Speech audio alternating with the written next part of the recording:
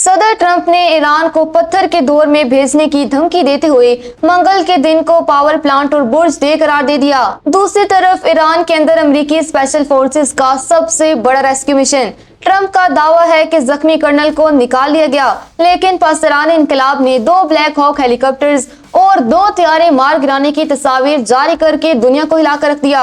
इधर इसराइल की सबसे बड़ी ड्रोन फैक्ट्री राख का ढेर बन चुकी है और दिमोना एटमी प्लांट के करीब धमाकों से थरथराहट फैल गई है। इसी दौरान पाकिस्तान का अफगानिस्तान और भारत को 2 टूक जवाब। ऑपरेशन गज़ब-उल हक में 796 दहशतगर्द हलाक, जबकि ख्वाजा आसिफ की मोदी को वार्निंग, अब छेड़ा तो कोलकाता तक छोड़ कर आएंगे। और खैबर पख्तूनख्वा के अवाम के लिए पेट्रोल सस्ता, क्या ओमान की आखिरी मिनट की सफारतकारी तीसरी आलमी जंग रोक पाएगी? जानिए इस खुसूसी रिपोर्ट में। अस्सलाम वालेकुम, आप देख रहे हैं एबी न्यूज और मैं हूं आपकी मेजबान सादिया शेर। अमेरिकी सदर डोनाल्ड ट्रंप ने ईरान के लिए जहन्नम की आग का वादा कर लिया है। ट्रूथ सोशल पर अपनी पोस्ट में ट्रंप ने लिखा कि अगर आबनाए हुर्मुज़ ना खोली गई तो मंगल का दिन ईरान में पावर प्लांट डे और बुर्ज डे होगा, यानी तमाम बिजली घर और पुल तबाह कर दिए जाएंगे। ट्रंप ने फॉक्स न्यूज को इंटरव्यू देते हुए यहाँ तक कह दिया कि वो सब कुछ उड़ा देने और तेल पर कब्जा करने पर गौर कर रहे हैं। एमनेस्टी इंटरनेशनल की सरबराह एग्नेस कैलामार्ड ने इस बयान को घिनौना करार देते हुए कहा है कि इससे आम शहरी बिजली, पानी और हरारत से महरूम होकर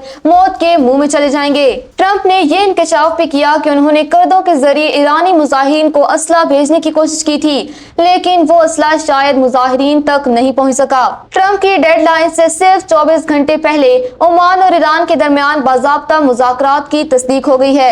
ये मुज़ाकरात नायब वज़ीर ख़ारजा की सतह पर हो रहे हैं, जिनका मकसद आबनाए हुर्मुज़ को दोबारा खुलवाना और आलमी तिजारत को बहाल करना है। याद रहे कि ईरान ने एटमी हथियारों के बजाय मुआशी हथियार यानी आबनाए हुर्मुज़ को बंद करके आलमी मईशत को मफलूज कर रखा है, जहां हजारों बहरी जहाज गुजरने के मुंतजिर खड़े हैं। ओमान की कोशिश है कि किसी तरह इस तनाव को कम करके जंग को टाला जा सके। तेहरान से पाकिस्तानी इनकलाब ने ट्रंप के दावों को मुस्तरद करार देते हुए कहा है कि अमेरिकी सर्विसमैन को बाजियाब करवाने का ऑपरेशन बुरी तरह नाकाम हो गया है। तर्जुमान खत्मुल अंबिया हेडक्वार्टर्स के मुताबिक ईरानी फोर्सेस ने कार्रवाई करते हुए 2 ब्लैक हॉक हेलीकॉप्टर्स और 2 C-130 तैयारे तबाह कर दिए हैं। अगरचे ट्रंप ने जख्मी कर्नल को पहाड़ों से निकालने का दावा किया था, लेकिन ईरान ने इसे अमेरिका की एक और जिले तामीर शिकस्त करार दिया है। ईरानी पार्लियामेंट के स्पीकर मोहम्मद बाकिर कालिबाफ ने तबाहशुदा तैयारों के मलबे की तस्वीर भी सोशल मीडिया पर शेयर कर दी हैं, जिसने ट्रंप के कामयाब मिशन के दावों की कली खोल दी है। ट्रंप के मुताबिक ईरानी फौज इस पायलट के बहुत करीब पहुंच चुकी थी, लेकिन अमेरिकी टीम ने अपनी जान पर खेल कर ये नामुमकिन मिशन मुकम्मल किया।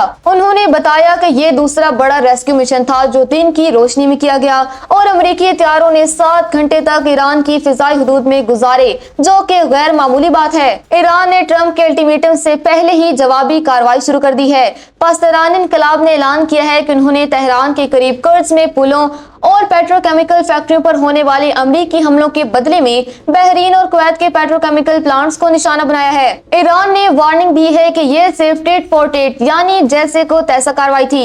अगर सिविलियन ठिकानों पर दोबारा हमला हुआ तो अगली लहर इससे भी ज्यादा तबाहकुन होगी। नाज़रीन, कुवैत पेट्रोलियम कारपोरेशन ने तस्दीक की है कि ईरानी ड्रोन हमलों के नतीजे में उनकी मुतअद्दिद तंसीबात में शदीद आग भड़क उठी है, जिससे बड़े पैमाने पर माली नुकसान हुआ।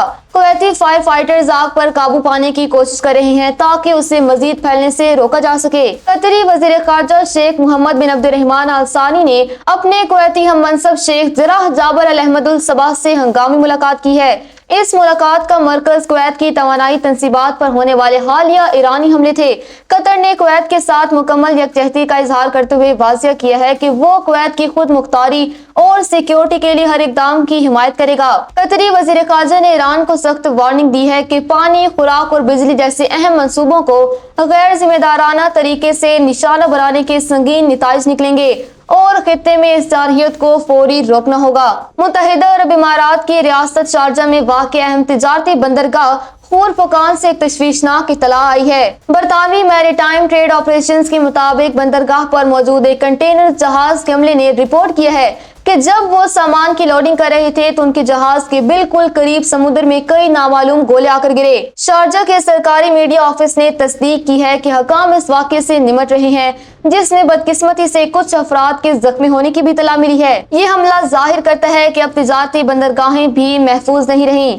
اسرائیلی حکام نے باضابطہ تصدیق کر دی ہے کہ ایرانی میزائل حملے میں اسرائیل کے مرکز میں قائم اہم ترین ڈرون فیکٹری مکمل طور پر تباہ ہو گئی ہے۔ پیتہ تقویٰ میں واقع اس فیکٹری سے اسرائیلی فوج کو ڈرونز، پائلٹ ہیلمٹس اور بم کے پرزے فراہم کیے جاتے تھے، لیکن اب یہ فیکٹری دوبارہ کام کے قابل نہیں رہی۔ اس کے علاوہ صنعتی شہر نیوٹ ہواب میں کیمیکل فیکٹریوں پر بھی حملہ ہوا ہے، جس کے بعد پورے زون میں شدید آگ بھڑک اٹھی ہے۔ ایرانی فوج نے تسنیم نیوز ایجنسی کے ذریعے اعلان کیا ہے کہ انہوں نے جنوبی اسرائیل میں دیمونا کے قریب اسرائیلی پیٹروکیمیکل سائٹس کو نشانہ بنایا ہے۔ یاد رہے کہ دیمونا وہی علاقہ ہے جہاں اسرائیل کی اہم ترین ایٹمی تنصیبات موجود ہیں۔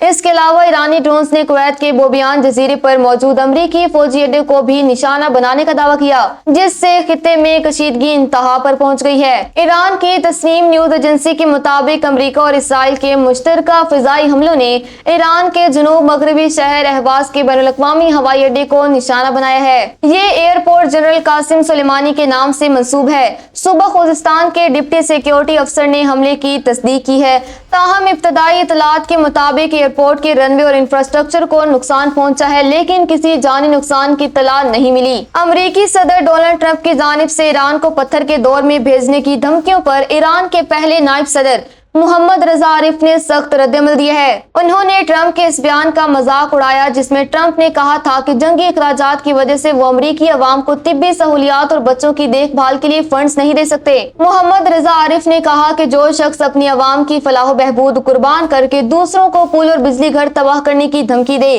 وہ خود پتھر کی دور کی سوچ میں پھنسا ہوا ہے۔ انہوں نے فخر سے کہا کہ ایران نے دباؤ کے باوجود تعمیر و ترقی کا راستہ چنا ہے۔ انسانیت سوز کارروائیوں میں اضافہ ہوتا جا رہا ہے۔ ایرانی ہلال احمر نے اطلاع دی ہے کہ آج صبح سویرے صوبہ فارس کے علاقے کمہر میں ایک ریسکیو مشن پر معمور ایمبولینس کو امریکی اور اسرائیلی طیاروں نے نشانہ بنایا۔ خوش قسمتی اس ایمبولینس کے عملے نے قریب آتے ہوئے جنگی طیارے کو بھانپ لیا اور فوری طور پر گاڑی سے نکل کر جان بچائی، جس کی وجہ سے کوئی جانی نقصان نہیں ہوا۔ ادارے کا کہنا ہے کہ اس جنگ میں اب تک ایران کی 46 ایمبولینس تباہ ہو چکی ہیں اور 4 ریسکیو اہلکار اپنی جانیں گنوا چکے ہیں۔ وفاقی وزیر اطلاعات عطا طارور نے تہلکہ خیز تفصیلات جاری کرتے ہوئے بتایا کہ آپریشن غضب الحق میں اب تک 796 فتنہ الخوارج اور افغان طالبان مارے جا چکے ہیں۔ پاکستان نے افغان طالبان کی 286 چوکیاں تباہ کی اور 44 پر قبضہ کر لیا ہے۔ عطا طارور کا کہنا تھا کہ 3 اپریل کی رات غلام خان سیکٹر میں حملے کی کوشش کو ناکام بناتے ہوئے 37 دہشت گردوں کو جہنم واصل کیا گیا۔ بلوچستان سے ٹی ٹی پی کے اہم کارندے کو بھی گرفتار کر لیا گیا ہے، جس کا بھائی پکتیکا کا امیر ہے۔ حمزہ شفقات اور ضیاء لانگو نے پریس کانفرنس میں واضح کیا کہ افغان شہری دہشت گردی میں ملوث ہیں اور پاکستان اب میلی آنکھ سے دیکھنے والوں کو معاف نہیں کرے گا۔ وزیر دفاع خواجہ آصف نے سیالکوٹ میں خطاب کرتے ہوئے بھارت کو کڑی وارننگ دی ہے۔ انہوں نے کہا کہ بھارت الیکشن جیتنے کے لیے فالس فلیگ آپریشنز کا ڈرامہ رچا رہا ہے، لیکن اگر اس بار کوئی غلطی کی تو ہم اسے کولکتہ تک چھوڑ کر آئیں گے۔ ذرائع کے مطابق مودی سرکار مغربی بنگال اور آسام کے الیکشن جیتنے کے لیے پاکستان مخالف جذبات ابھار رہی ہے۔ وزیر اعلیٰ خیبر پختونخوا سہیل آفریدی کی ہدایت پر صوبے میں احساس فیول سپورٹ پروگرام شروع کر دیا گیا ہے۔ اس اسکیم کے تحت موٹر سائیکل، اسکوٹر اور رکشہ مالکان کو ماہانہ 2000 روپے فیول سپورٹس دی جائے گی۔ رجسٹریشن کا عمل 6 اپریل سے دستک ایپ کے ذریعے شروع ہوگا۔ وزیر اعلیٰ نے باجوڑ میں جرگے سے خطاب کرتے ہوئے قبائلی اضلاع کے لیے 1000 ارب روپے کے خصوصی پیکج کا بھی اعلان کیا ہے۔